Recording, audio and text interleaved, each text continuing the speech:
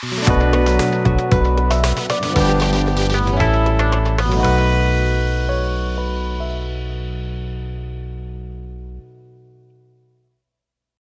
episode of Projon. I'm your host, Ramesh Patnaik, a project management professional, a storyteller, a lifelong learner, and someone who believes that behind every project plan, there is a story worth telling. I have over 16 years of experience, wearing multiple hats, managing complex projects, mentoring people, teaching a couple of project leaders and junior project managers. But what excites me the most is the journey behind every project, the chaos, the learning, the near future failure, the surprise success. And that's what this broadcast is all about. Projon is a space where project stories come alive.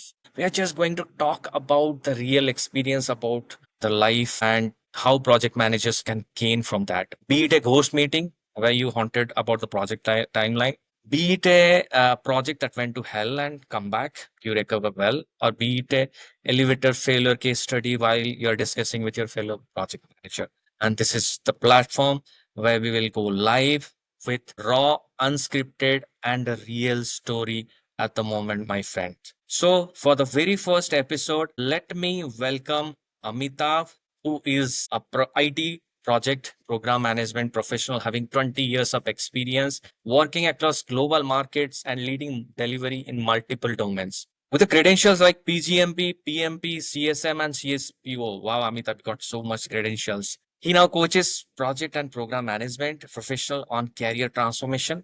His practical, empathetic approach connects instantly with people leaders at every stage of their journey. In addition, he also coaches business owners on revenue growth and scaling strategy. Hey, Amitabh, welcome to the show. Thanks a lot, Ramesh. Thanks for having me here. How are you doing today? Excellent. It's a Saturday evening. Excited for the weekend. Saturday. Okay. Great to hear, Amitabh. Amitabh, I have seen, I think I have connected with you for quite a long time now. I have seen you have transformed people's career. And today, which I have requested, thanks for your time today with our audience, with your experience. I wanted to touch a very sensitive topic today, which is why most mid-career job searches fail. And obviously, how to fix that? Because I have faced similar scenario in my life. Okay. So the discussion we will have in subsequent time is that if you can guide our audience or if you can answer those unanswered questions or myths about why most mid-career job searches fail, that would be great. So are you ready, Amita? I am all excited. Let's go. Okay, great then. Yeah, thank you so much. My first questions for you, obviously, what inspired you to focus on helping the people leaders on with their job search? When you keep on seeing the same questions coming up time and again, and when you realize that the answers of those questions are not something which are magical, it's only like when the time changes, the methods also change. And it's so painful to see well qualified individuals, professionals who are struggling to find a good job. It simply breaks my heart to see that thing because they struggle for only one reason, that they do not know the new process of how they can still land a new role, which not only gives the good kind of money, but it also offers them the right kind of work-life balance. It's possible. It's a method just like anything else, and it is missing in people's lives. So when I saw that thing, I simply made that a mission to educate as many people as I can via my own channels. As plain as simple as that. So does job search feels why it's so hard to meet senior professionals today? Well, there was a time, Ramesh, and I'm pretty sure when you and me we started our career, finding the next job was not that tough. It was not that bad, I would say. The traditional way in which the jobs were searched, and by the way, they still work in a few limited amount of cases, that you update your CV, you reached out to your friends, family, colleagues, bosses, relatives, cousins, everybody basically. Somebody will have a job which fits you in. So usually this two-step process was sufficient. Now, in a post-COVID era, what really has happened is the number of positions are getting limited, and the number of applicants for each position is exponentially increasing. It's not very rare to see that one open position of project or program manager, the number of applicants can run into hundreds, if not thousands. Now you can imagine that in such a scenario, grabbing the attention, forget the interview process, grabbing the attention of the recruiter, the decision maker, simply to be, let people know that, hey, I'm a good guy, I'm existing on this planet Earth.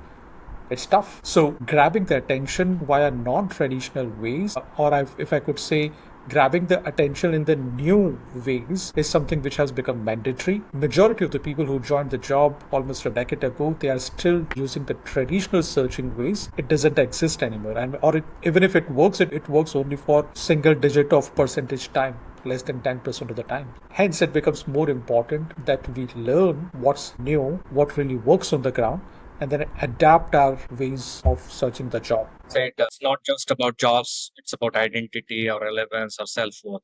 Can you elaborate a little bit more about it, or you unpack what does that mean? See, what really happens is, and that reminds me of a conversation I was having only a couple of months ago. I met this senior professional who had been in this organization for a very long time, almost more than a decade. Suddenly, the global markets shifted. There was a massive layoff, and his entire team got impacted.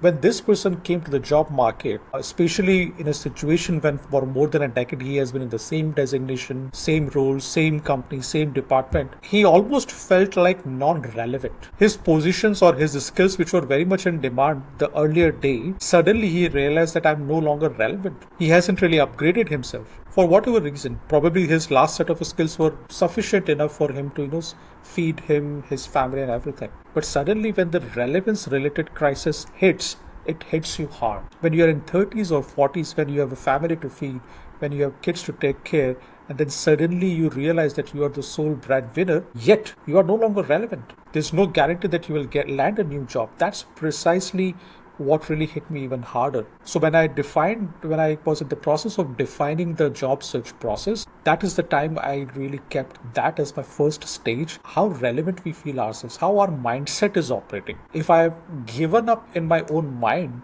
that I'm not really a good fit, in all probability, you can work on multiple strategies, you can update your CVs, LinkedIn, you can do any number of things, the results will still not happen. The only way all of these things can work when we have the right kind of mindset, when we start feeling relevant again. How to do is something which I keep telling people via various mediums, but then that's the very reason I chose relevance or mindset as one of the very first topics to address before we really go into the depth of what is the strategy, what is the flaw, what needs to be fixed, and everything. So that's the genesis of it.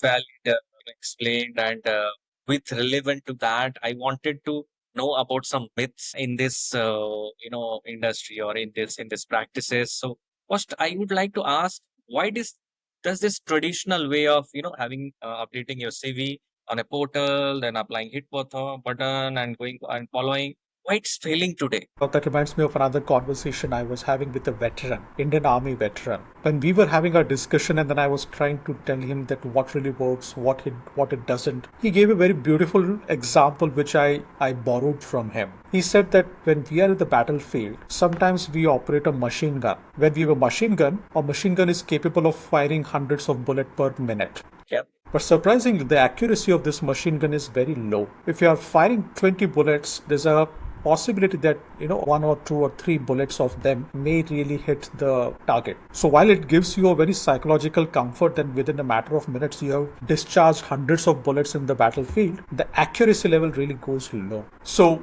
if we have to shoot a selective target, what we do is we call our sniper. And then a sniper's position or a sniper's job is to focus on one single target, dedicate 2 to 3 minutes, 5 minutes, whatever time it takes, and then take that down. Precisely is the case for the job search. Now, gone are the days when you have one single CV, which you can simply, hit on quick apply for hundreds of jobs.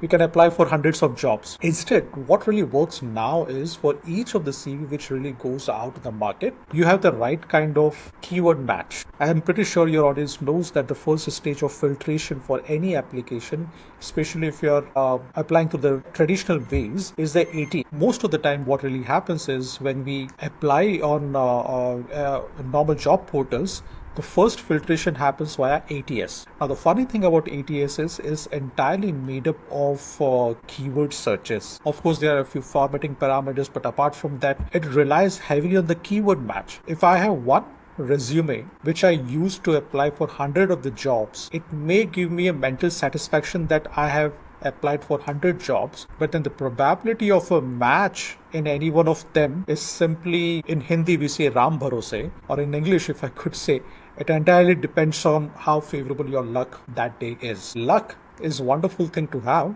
but it's a dangerous strategy. So what I suggest people is, instead of using it the machine gun way where you are spraying the bullets and then praying that one of them hits, it's much advisable that you take a little slower route. You figure out how to do a good keyword match between your current state of current CV and the job description, and then you go ahead and then apply it. That way, per hour, you may be able to apply for only 7 or 8 CVs, or maybe 10 CVs if you're fast enough. But the probability of moving to the next stage really goes higher as compared to, applying for like 40-50 CVs in next 5 minutes and then going back to binge watching on Netflix or whatever. So yeah, that's where it comes from. So, yeah, some people say that job. Still, I haven't got any of the answer kind of, because yeah, that's how we explain. They're firing the string outs, just missing the target. Exactly. Well explained, Amita. The relevant to the same discussion we are having right now. What do you think is the biggest mindset mistake professional does when they start their jobs? This probably the will be the most relevant question for today's session. Now, as project or program managers, we have always been taught to find out the scope of the whatever the activity we are going to do before really finding out the cost, budget, resources, blah blah. Now, funnily, whenever we start our own job search journey, we never really figure out what exactly is broken. We are in a rush to fix the things, so much rush that we don't even know what is broken. And that, in my opinion, is the biggest mindset block, that we know that if we keep on applying for hundreds of the jobs, or if someone, one of my relatives who knows somebody in that company, he refers me, I will get that job. This mindset is really taking people down heavily. I have seen so many people when I have my conversation, career related discussion or career guidance related call, when I ask them, in your opinion, what really is blocking you to get the job? They have no clue. They do not know which part of their job search journey is broken. And as plain as that, if a project manager does not know what the scope of their project is, you can imagine that the execution or the success of that project is in jeopardy from day one. There are 5 or 6 elements of this entire process. The first thing begins with, I think we talked about it a few minutes ago. It's about the mindset. The second piece is about the CV. Third is about the LinkedIn. Fourth is about networking. Fifth is interview preparation. Now, each of these stages, they have their own relevance. So if I'm not able to get the right kind of response from the recruiters, in all probability, my marketing tools, which is CV and LinkedIn profile, as well as my job application strategy, how am I applying, what kind of keyword edits I'm doing, how many roles I'm applying, what portals I'm applying, all of these things come at question. If I do not know what or which part is broken out of these things, I will continue to do something and confuse that action with, it may give me some result. So basically do not know. And that, in my opinion, is the biggest challenge with most of the people leaders today. Staying stronger than fear of rejection, right? So that's how we live in, I mean, these days, and that's what you rightly say. How does that show up in job seekers, like the fear of being rejection? I'm sorry, Ramesh, can you repeat your question? Yeah. So you talked about the fear of action being stronger than the fear of rejection, right? So how does that show up in job seekers? Like, they don't. So, as I was saying, most of the time, what really happens is our favorite thing is to do is take some action.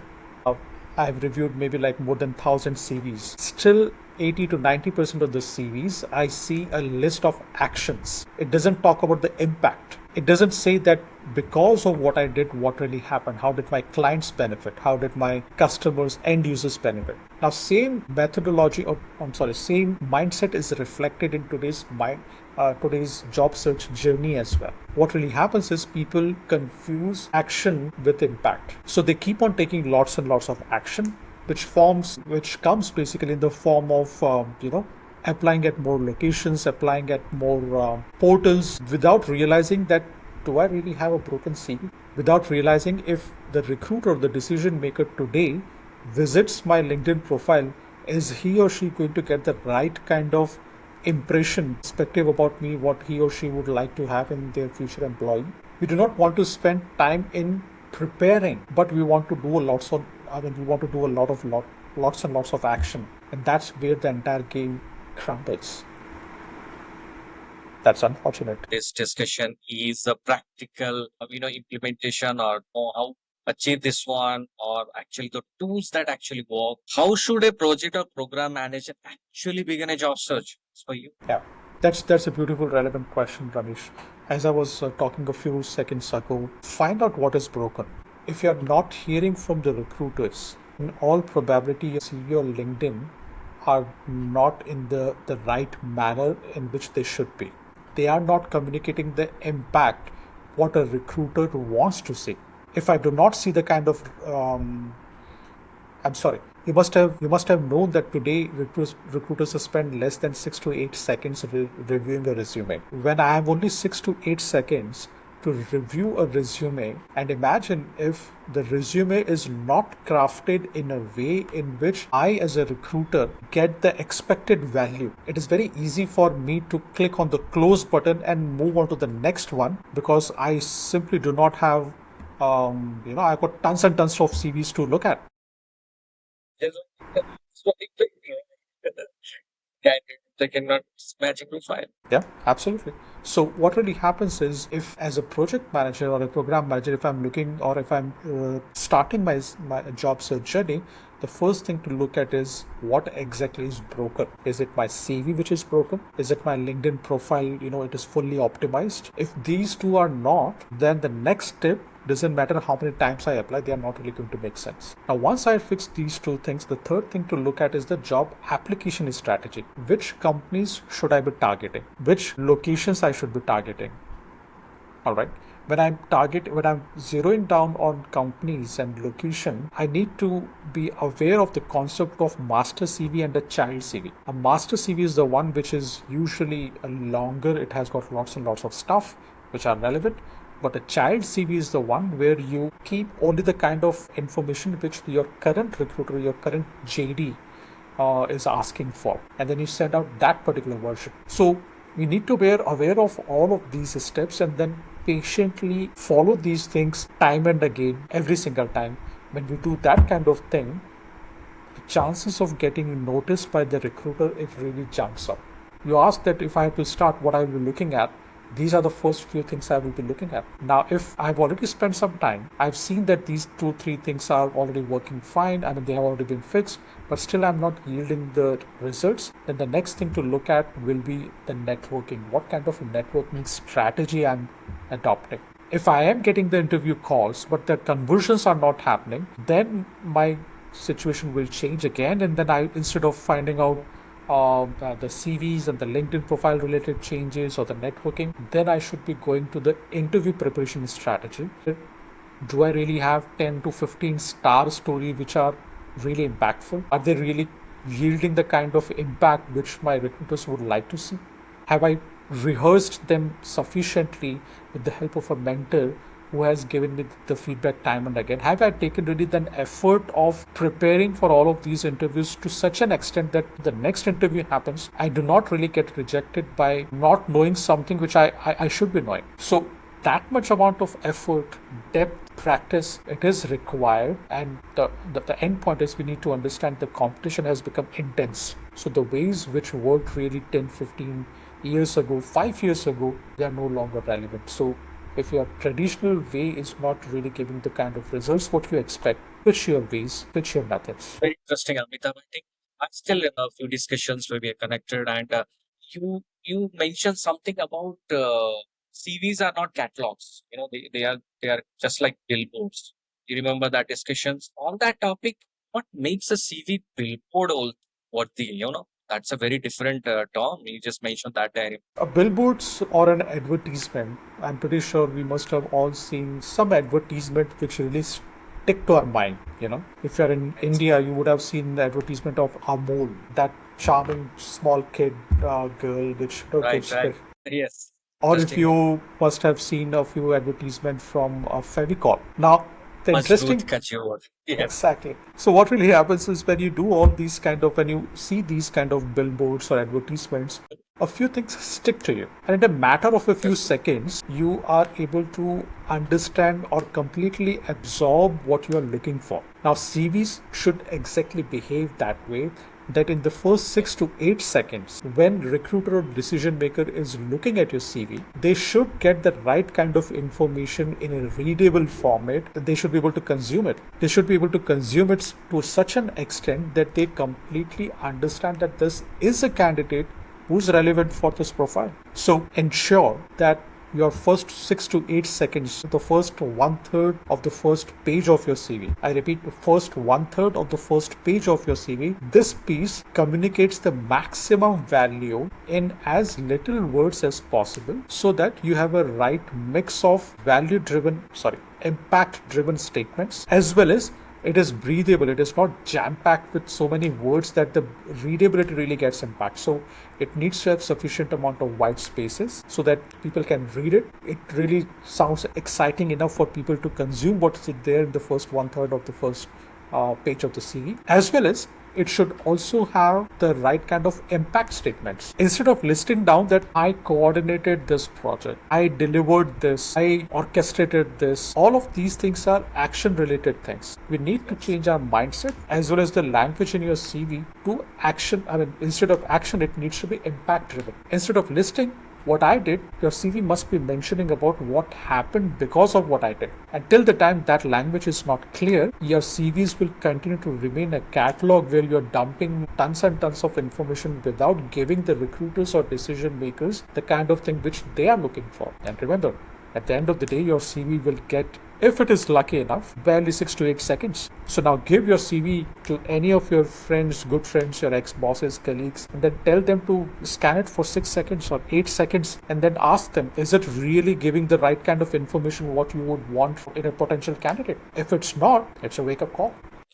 Yeah, that's a great insight, Amitabh, about billboard. The kind of recipe display. Now, here is a very interesting question. In fact, I also wanted to know for myself, how can someone improve their LinkedIn presence in a way that they get noticed? Just some update. Yep, it's a very relevant one. We are moving to a digital world. I mean, we have already moved to a digital world. So Yes. your LinkedIn is equivalent to your digital business card.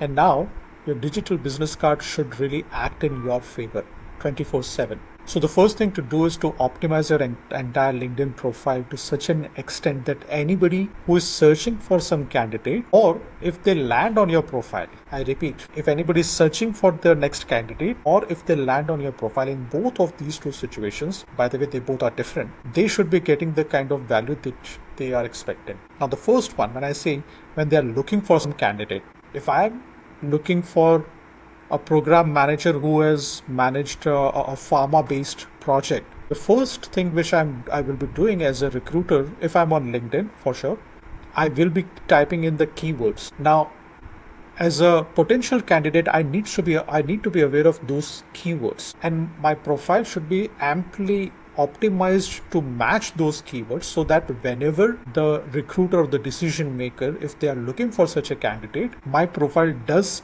come up in the first few results. If my profile is not optimized enough for those SEO keywords, then the then the recruiter will never be able to find me, and that's a crime. You want to be hired for a job. There is somebody who's looking for your profile, but simple reason they cannot find you is because you are under a blanket. So get rid of that blanket.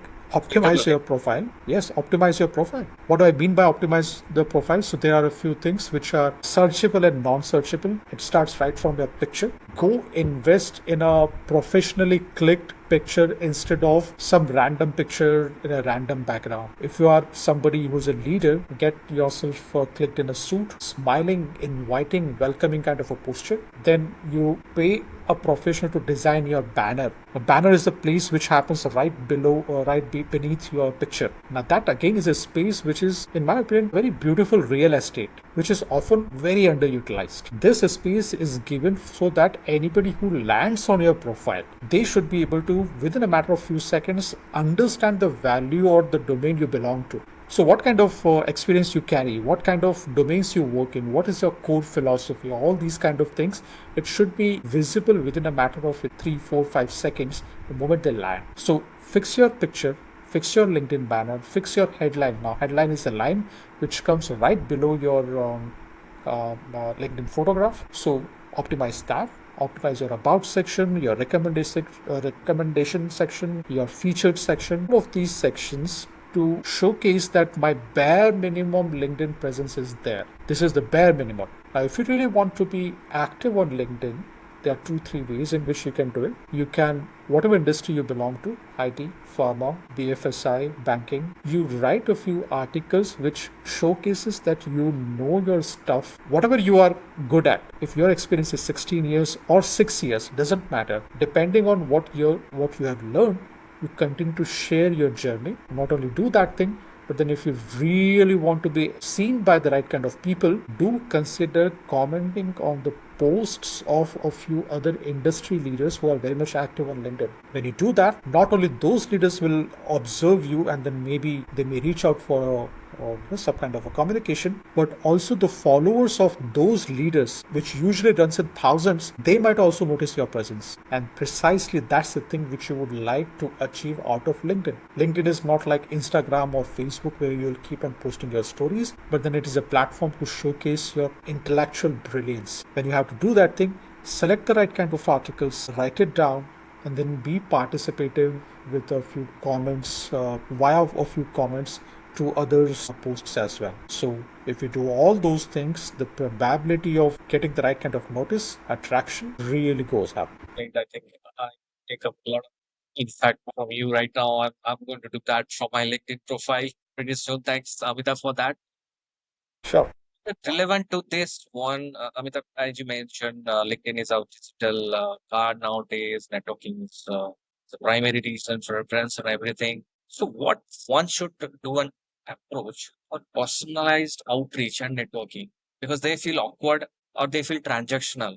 As per you, what is the approach someone should adopt for personalized outreach? Again, a very, very relevant thing. Now, there's an unfortunate truth. I want to talk about the unfortunate truth before I really talk about the what can be done. The unfortunate truth is either we feel, as you rightly described, either we feel transactional or awkward reaching out to people. Even if we do reach out to people via LinkedIn connection request, 99 of 100 requests, they will die the moment somebody accepts our connection request. I mean, if I send the connection request to, say, Mr. John, Mr. Suresh, he may be kind enough to or gracious enough to accept my request. But the moment he does accept my connection request, and if I do not indulge into the next set of conversation for months or years together, that is as good as a closed or dead end. Now, that's a terrible way to network. A better way to network is follow these steps. First, find out the kind of profiles you would like to network with.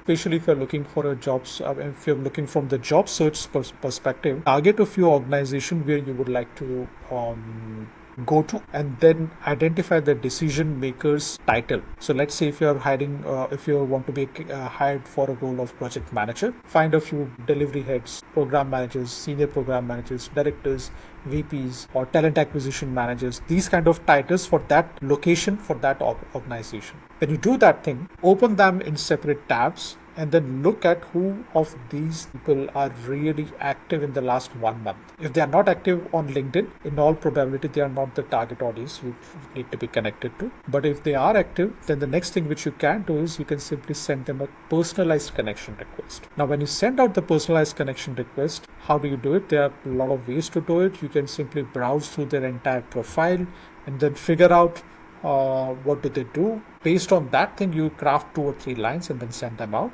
You can also take help of ChatGPT. Nowadays, it is very, very easy to do that. You write a master prompt and then feed them the LinkedIn profile of that individual. It will help you craft a couple of lines which are most appropriate, and then you do that.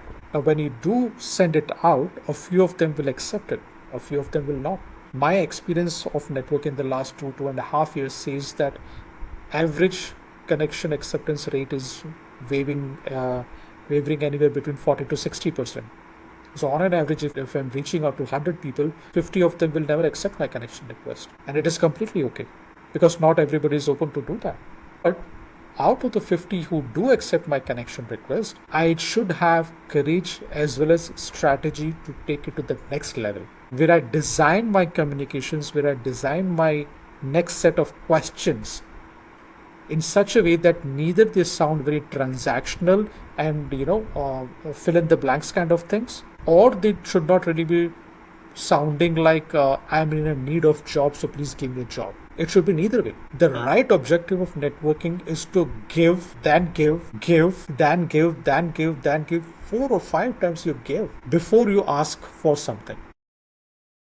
Nice, fair. So if you cannot really internalize this concept and your objective is to how do I network with people so that I can, get something out of them, either a referral or a job opportunity or something, you're in the wrong game, my friend. The networking really works when you have in a habit of giving selflessly for a stretched amount of time, and when you keep on giving in such a way that you are not looking at anything in return, and then maybe after 2, 3, 4, 6, 7, 8 instances, maybe you ask for a favor once. When you do that thing, the other person will not only be feeling obligated, but then they would love to help because now you have given them so much. One of my mentors explained in a very beautiful example. Imagine it to be a relationship bank. So you keep on depositing something in bank before you ask for a withdrawal. If you ask for a withdrawal before sufficiently depositing in it, you will be bankrupt. So people will simply start running away or avoiding you, or what we call today ghosting you.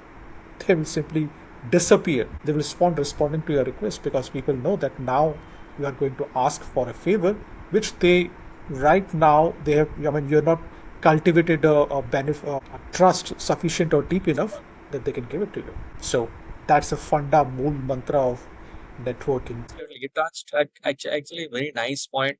That's how I can relate now. We are into very real talk, real wisdom of coaching on guiding people. Now, my next interesting question for you is that because you highlighted that many professionals still not realizing the ROI, which is return on investment of networking, they're underestimating it. What is your way to reframe? In a sense, I explained the art and I answered that thing in my previous question. When you network without an intention of getting something back, universe does conspire to give multitude of that thing back to you. Because of my own networking opportunities, I've not only created a few fabulous relationships, I also got lots and lots of opportunities. People do reach out to me asking for, Amitabh, do you really know someone who can fit in this kind of role? Because I'm looking for somebody like that. Would you be knowing someone? Now imagine in a world where we are constantly looking out that, if you have a job, please give it to me. Somebody reaches out to you and then asks, hey, these are the set of jobs. Do you know somebody who is aware of, who's looking out for these kind of roles? That is something what networking has done to me. I also got tons and tons of monetization opportunities, collaboration opportunities once I taught at Google simply because of my networking skills. So the point is, sky is or universe is the limits of it. So I mean, invest in it and then do with a clean heart, not with the intention of sucking something out of the other person, but then give at least 4 to 6 times before even thinking of asking something. Thinking of very well said. Very well said, Amita. I think I'll take this point. Day by this your great experience. How do you help clients overcoming the imposter syndrome during this transition period? Very interesting. What really happens is a person is usually a product of their experience and exposures. Now, if I've seen, but when I talk to a few people from outside India, especially English-speaking countries, I realize that most of them they will speak only one language because that's the only prevalent language in their country. You come to India, most of the Indians they will at least speak two languages. It would be either Hindi, English, or some kind of their mother tongue. So the combination of all of these languages teaches me one thing, that the more we expose ourselves to, the more experiences we get, our fear of unknown really reduces. Imposter syndrome is nothing else but that. I always have a feeling that I do not know sufficient. If you really are serious, and when I say you, anybody who's listening to this thing, if anybody's serious about getting rid of the imposter syndrome, they need to increase the umbrella or the say to the right word, they need to increase the kind of exposures or experience they are having. Join a few professional platforms like PMI, or for that matter any other professional organization. You also go to networking events and then learn how to interact with people, When you do that thing, you will realize that the skills which you have almost dismissed as everybody knows this thing, how valuable they are. When I started my own LinkedIn journey, in the first few weeks, I was full of imposter syndrome because I kept on believing that what I know is something everybody knows in the world. And when I started writing about it, I started publishing, creating a few videos. Then I realized that all right, it may not be as common as I thought it is. So the imposter syndrome exists in everybody. I'm pretty sure Trumps and the Modis and everybody in the world, they will have their own imposter syndrome. Their level of operation is different from ours, but more experienced or exposure you gain, your imposter syndrome will come down. That's a way the equation works. With your experience, Amitabh, I think any one favorite success story of yours from someone who applied this new job search with the mindset what you explained. Too difficult. I know that you have many, but yeah, we want one which is very close to your heart. I'll tell you what, most of the time, I mean, this is, I won't say this is one particular individual, but then this is a common theme which comes out of most of my discussions. There are quite a few testimonials on my top web page. People can really read it. But then this is a common theme which I really love. When we have our conversation, then we realize that the type of fears, the challenges, the annoyance, the frustrations, they are pretty much similar. All it requires is having a conversation where all of these fears, frustrations can surface. They come on the surface and then they can be tackled. I often say that the lack of clarity in what do you want to do in your life is just like a headache. If you have a headache, you can choose to do two or three things. You can either choose to take a pill and then get rid of it. If it is consistent, then you go to a doctor and then follow the medication. But then the most foolish thing to do is to live with that headache, especially a headache which could easily be sorted with the help of some small medication. So do not really hold yourself and then live in that fear that what if anybody comes to know that these are the fears I'm struggling with. In my opinion, my most important success story is when we have our conversations with